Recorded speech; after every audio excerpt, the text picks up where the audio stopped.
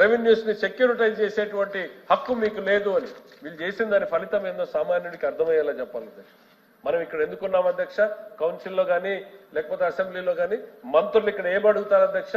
We beg to move that a sum of rupees so and so may be granted to us అని. అంటే మీరు మాకు అనుమతి ఇవ్వండి ఖర్చు పెట్టడానికి అని. అవునా కదా అధ్యక్ష? అంటే ఇది ఈ సంవత్సరానికి మాత్రమే అనుమతి తీసుకోవాలి, ఈ 5 ఏళ్ళు మంత్రులు తీసుకోవాలి అధ్యక్ష. వీళ్ళు చేసిన పని ఏంటి అధ్యక్ష? రాబోయేటువంటి 25 సంవత్సరాల ఆదాయాన్ని తాకట్టు పెట్టేశారు. అంటే ఈ సభకు దృష్టికి రాకుండా, సభ అనుమతి లేకుండా చేశారు అధ్యక్ష. ఇది ఇట్స్ ఎ ఫ్యాక్ట్ అధ్యక్ష. భారతదేశంలో ఏ రాష్ట్ర ప్రభుత్వం కూడా ఇంతటి దుస్సాహసం చేయరు అధ్యక్ష. నేను చెప్పాను అధ్యక్ష, ఇదే చైనాలో జరిగితే ఏం జరిగేది అని మళ్ళీ చెప్పదలుచుకున్నా, ఉరి తీసేవాళ్ళు అధ్యక్ష. నిజం అధ్యక్ష. ఈ రాష్ట్ర ప్రభుత్వ ఖజానా, రాష్ట్రంలో వచ్చే ప్రతి రూపాయి కూడా ఈ ఖజానాకు రావాలి, శాసనసభ శాసన మండలి అనుమతితోనే ఖర్చు పెట్టాలి అధ్యక్ష.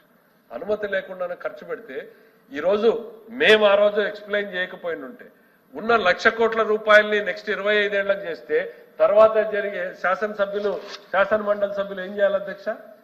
దేనికి ఆమోద ముద్ర వేయాలి అధ్యక్ష? వాళ్ళకు కాని ఆదాయాల మీద వాళ్ళు మాట్లాడుకుని పోవాలి అధ్యక్ష. గత ప్రభుత్వం అదే చేసింది అధ్యక్ష. వాళ్ళకు కాని దాని మీద వీళ్ళు క్లియర్ చేసి పోయినటువంటి పరిస్థితి వచ్చింది అధ్యక్ష. ఇవన్నీ కేంద్రం తెలుసుకుని తప్పని చేసి భారతదేశం మొత్తం కూడా ఇది ఎక్కడ పాకుతుందని సరి చేశారు అధ్యక్ష.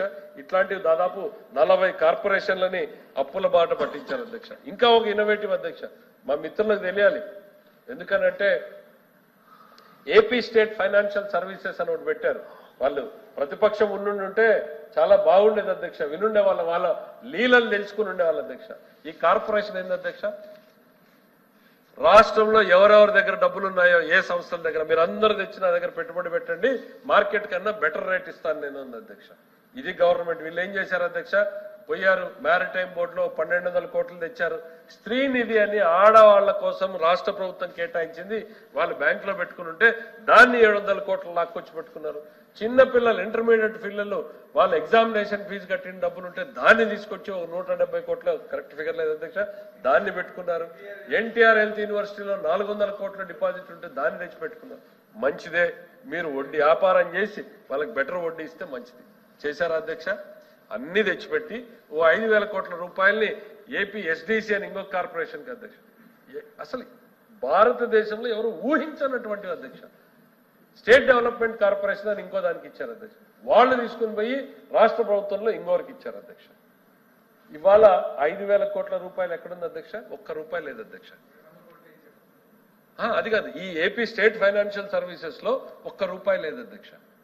ఎవరు చెల్లించాలి అధ్యక్ష? అంటే బయట బోర్డు తిప్పేసే కంపెనీలకి ఈ కంపెనీకి తేడా ఏంటి అధ్యక్ష? అంతే కదా అధ్యక్ష. డబ్బులు డైవర్ట్ చేస్తే బోర్డు తిప్పేసే కంపెనీలు అంటారు. రాష్ట్ర ప్రభుత్వమే అట్లాంటి దుస్సాహసం చేసింది అధ్యక్ష. ఇవన్నీ మిత్రులు వినుంటే బాగుండేది.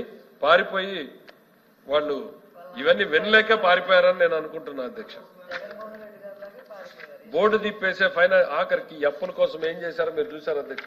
ఎంఆర్ఓ ఆఫీస్ ని, కలెక్టరేట్ ని, రైతు బజార్ ని